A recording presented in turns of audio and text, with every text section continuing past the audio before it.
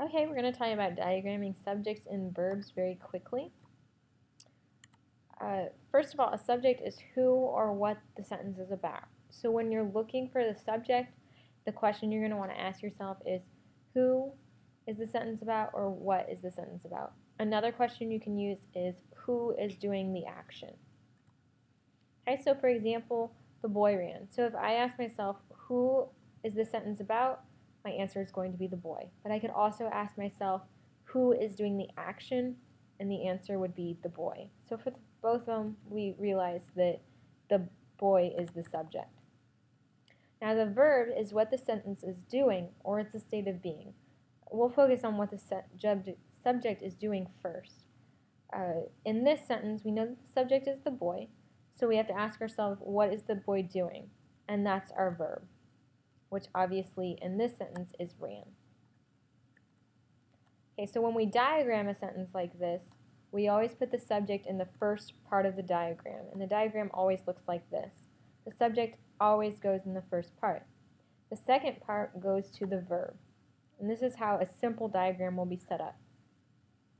So for our example, we draw our diagram, and then we put the subject in the first place. We know that the subject is boy, so we write boy.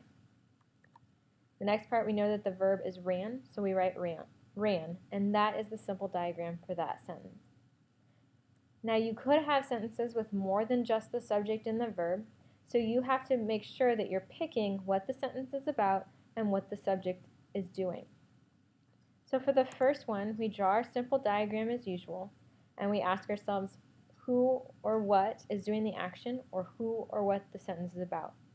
In the first example, the baby wailed loudly. The baby is the subject because he's the one that's doing the wailing. Okay?